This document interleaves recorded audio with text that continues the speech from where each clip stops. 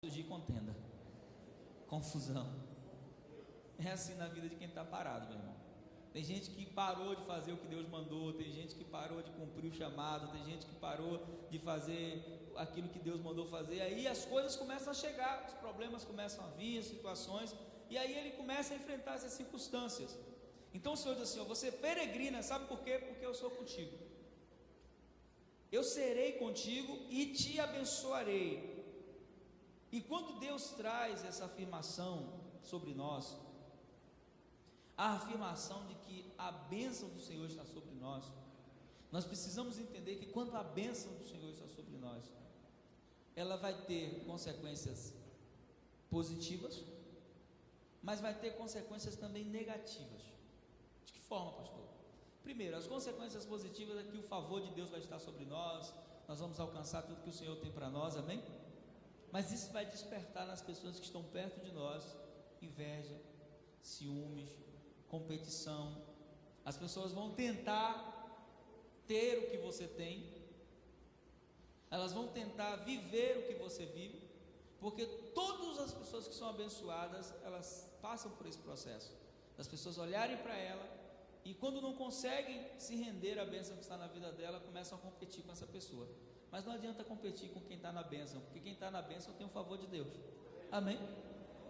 E aí o Isaac, ele fica na terra de Gerar, e quando ele está ali naquela terra, a Bíblia diz que Isaac, ele resolve fazer algo que não era normal, ou que não era o costume, a tradição do seu pai, nem dos seus ancestrais. Quando você vai ler a história dos hebreus, a palavra hebreu significa cruzador de rios. Eles eram pessoas que saíam de lugar a lugar, e onde eles chegavam, eles tinham uma cultura. Eles não trabalhavam com agricultura, eles trabalhavam com gado. Você vai ver Jacó dizendo isso quando ele chega, quando os seus filhos vão ao Egito, e José também repetindo isso, né? Nossos ancestrais e nós cuidamos do gado. Por que eles cuidavam do gado? E aí gado aplicava-se ovelha e outras criações, porque como eles eram peregrinos, eles não tinham tempo de parar, e eles sempre estavam se mudando de acordo com a condição climática do lugar. Então eles não plantavam, plantação não era algo, a agricultura não era algo que era familiar para eles, eles não tinham experiência com a agricultura. Então eles criavam animais, e aí quando o tempo mudava em um lugar, desarmava as tendas e pegava todas as suas crias e ia para outro lugar. Por que eles faziam isso? Porque eles sabiam que se eles plantassem, correria o risco deles não ter o tempo de colher. Poderia vir uma guerra, uma situação ou coisa assim, então não era uma coisa comum. Só que Isaac, ele está vindo de uma situação de fome. Está vindo de uma situação de quê? E Isaac aprendeu uma lição com a fome. Isaac aprendeu que ele poderia plantar.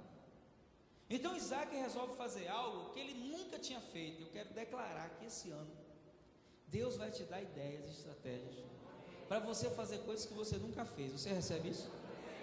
Para você realizar projetos que você nunca realizou.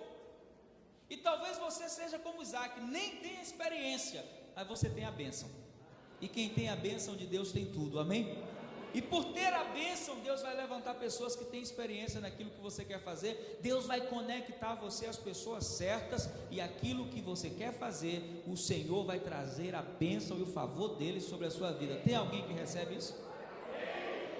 Então ele resolve fazer uma coisa que ele nunca tinha feito. Ele resolve plantar.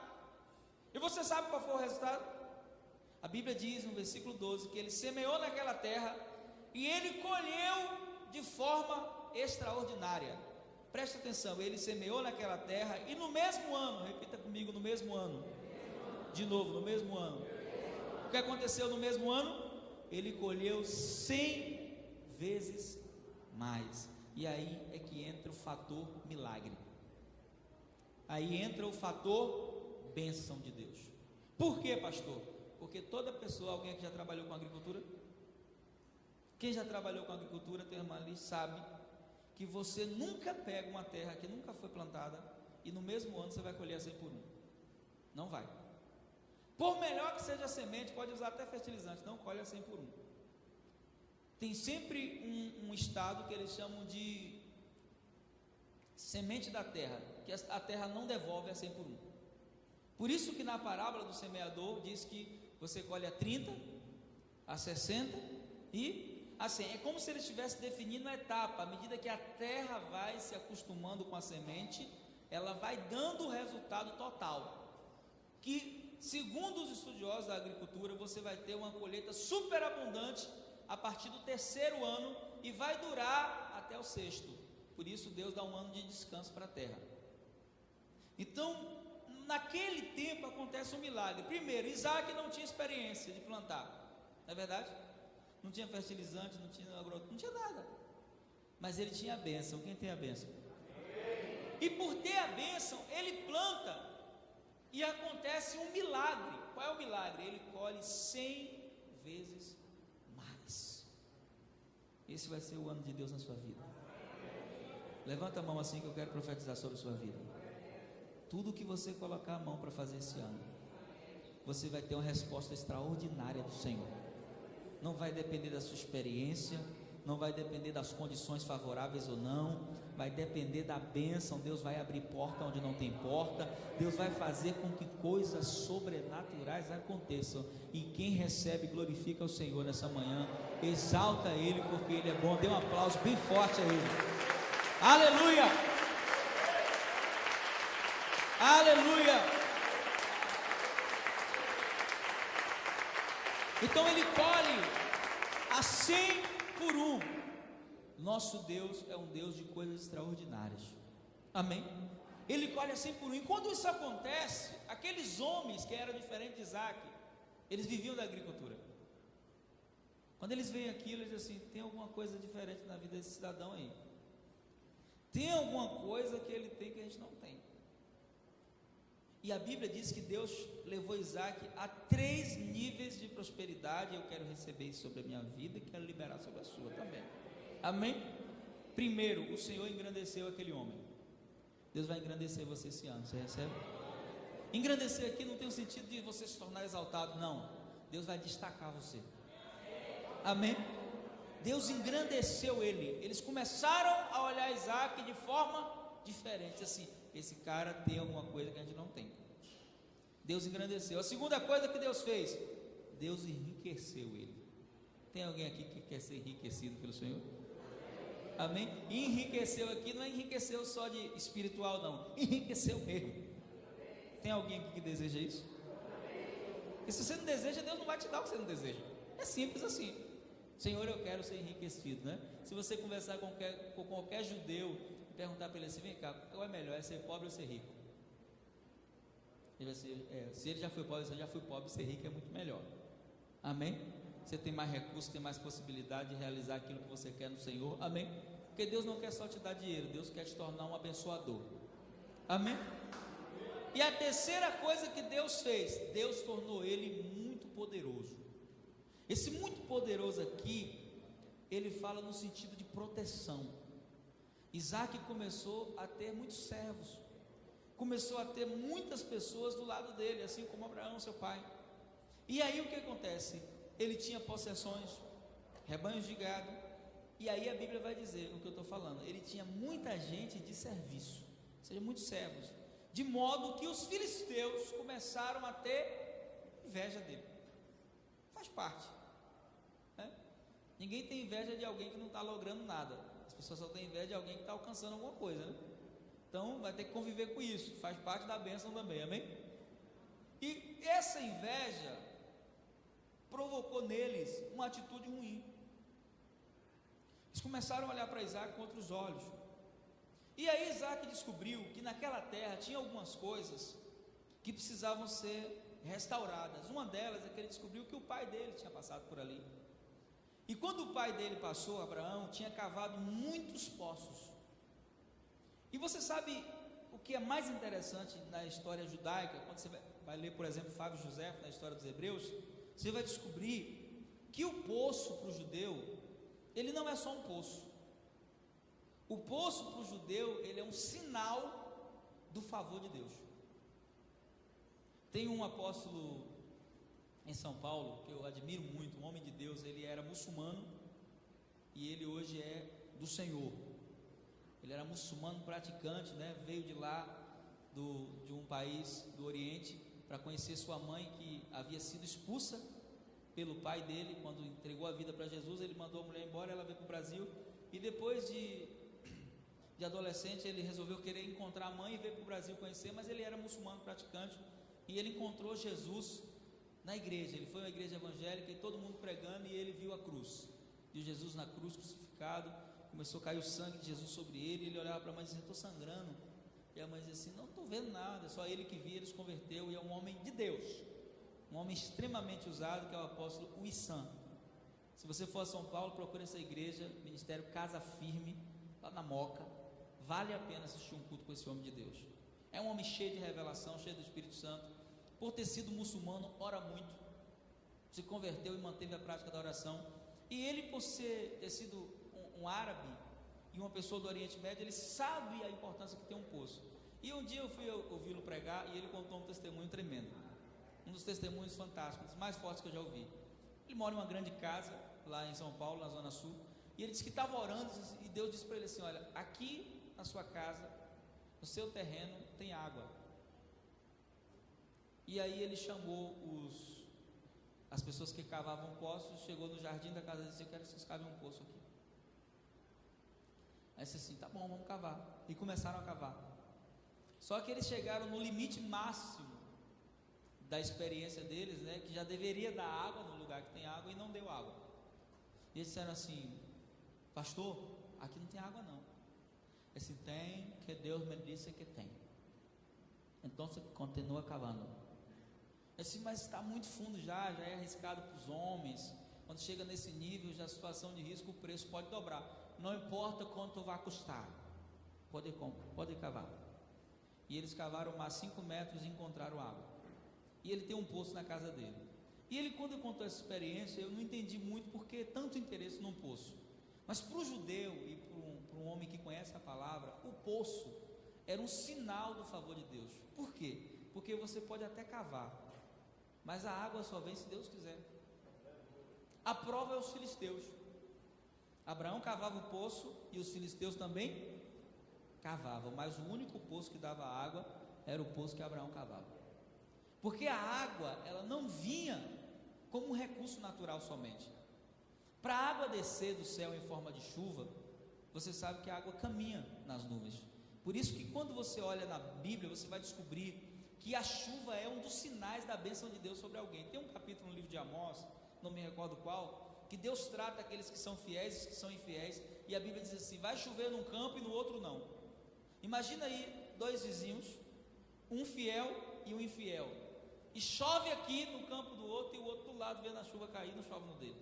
Isso acontecia na Bíblia, porque a chuva era um sinal. Quando o Senhor diz assim na passagem do dízimos: sejam fiel que eu vou abrir as janelas dos céus. Essa palavra janelas dos céus, desde o dilúvio, ela está diretamente ligada à chuva, porque a chuva, ela é um sinal da bênção de Deus. A chuva temporã e a chuva seródia, que são chuvas que são permanentes na geografia de Israel, elas vêm todo ano. Quando elas não vêm é porque Deus não liberou a bênção e o favor sobre aquele ano.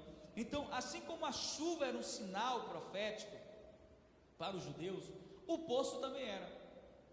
Então, quando Isaac chega naquela terra, que ele descobre que entulharam os poços que o pai dele havia cavado, ele fica ofendido com isso. Por quê?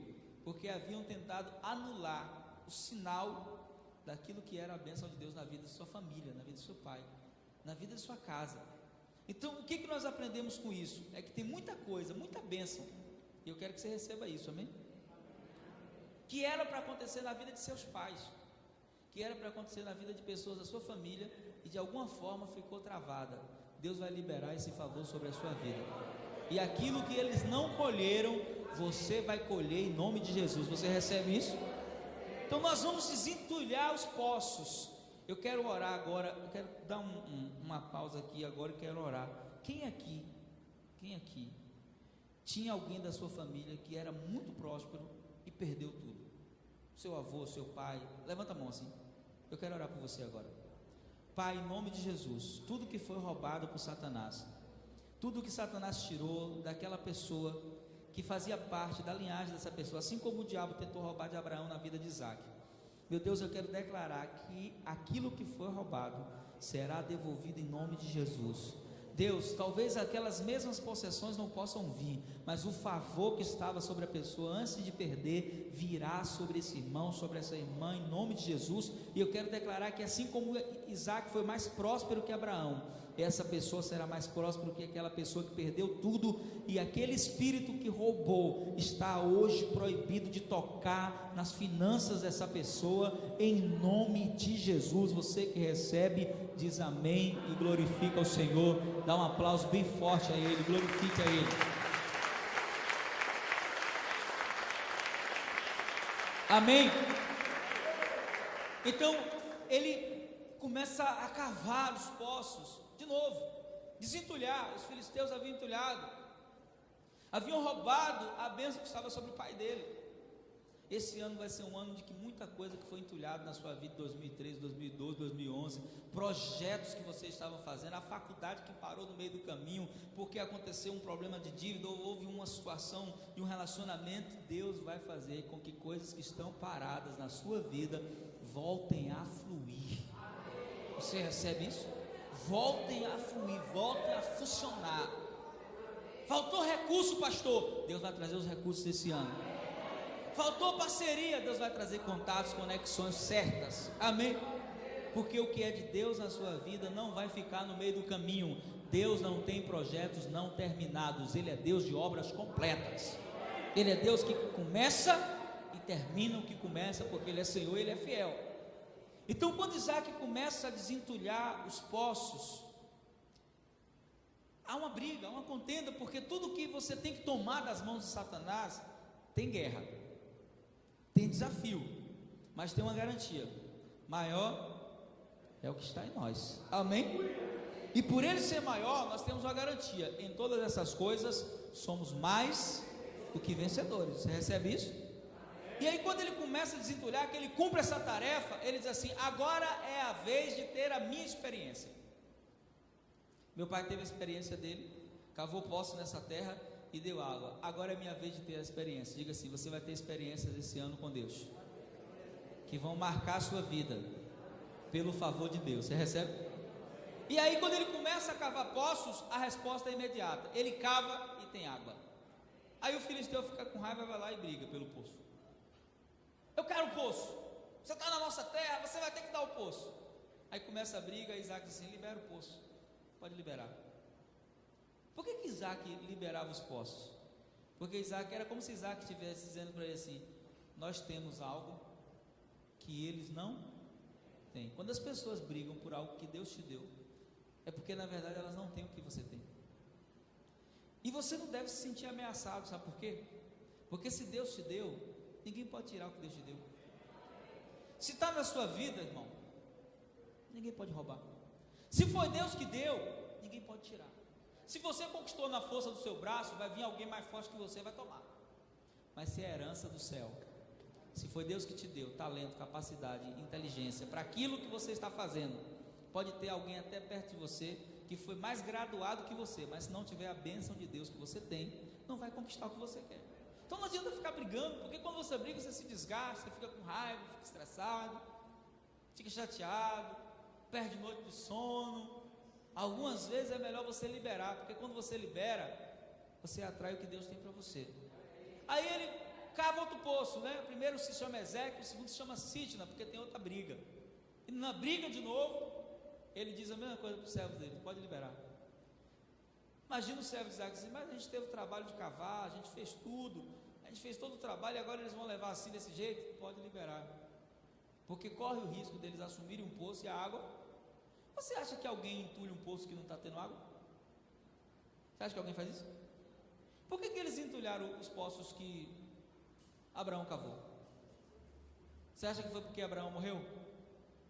Alguém vai entulhar um poço que está dando água?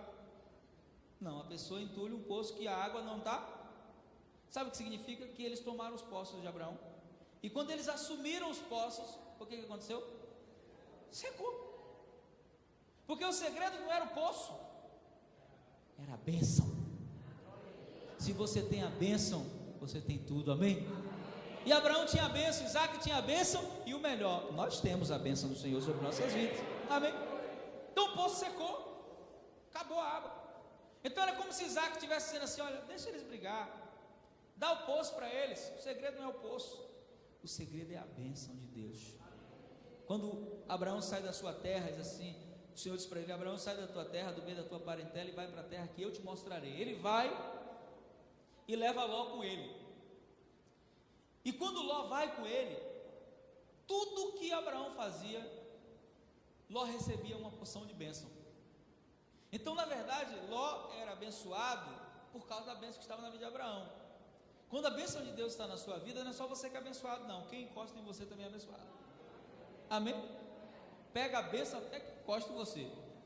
E aí, Ló se torna tão abençoado, chega uma hora que os rebanhos dele estão tão grandes quanto os de Abraão. Aí começam os pastores a brigar. Os pastores de Abraão começam a brigar com os pastores de Ló. E aí começa uma contenda. Eu sempre que leio esse texto, eu digo assim: Ló era muito idiota, muito burro esse Ló. Por quê? Porque imagina você, Abraão é meu parente, meu tio, eu sei que Deus está com ele, e os meus pastores começam a brigar. Se fosse eu pegava esses pastores e disse: ó, vaza, mete o pé, vai embora, que eu vou arrumar os pastores. Agora perto de Abraão, eu não saio não, vou ficar aqui. Mas chega uma hora que ele acha que a bênção está com ele.